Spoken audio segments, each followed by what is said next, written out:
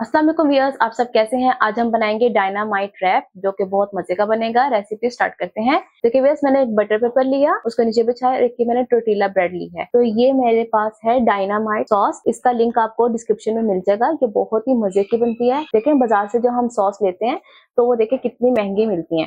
ये मैंने घर में बनाना सिखाई है, तो आप इसको जरूर बनाइएगा और अपने रैप्स में, सैंडविचेस में यूज कीजिएगा। सेंटर में लगा देंगे डायनामाइट सॉस। अब इस रैप में व्यूअर्स हम चिकन का नहीं इस्तेमाल करें, क्रिस्पी चिकन का, इसमें हम यूज कर रहे हैं नगेट्स का। नगेट्स देखे हम ज्यादातर केचप वगैरह के साथ खा लेते हैं, लेकिन इसके रैप्स भी बहुत मजे के बनते हैं, वो आपको बनाना सिखा रहे हैं हम।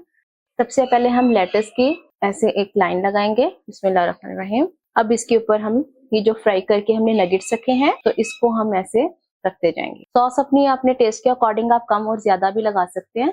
अब ये मेरे पास बेल पेपर है, ये हम रख देते हैं इसके ऊपर। आप इसमें प्याज भी रख सकते हैं, इसके अंदर और भी जैसे शिमला मिर्च, प्याज या टमाटर वगैरह भी डाल सकते हैं। थोड़ी सी सॉस बस लगा लेते हैं ऊपर।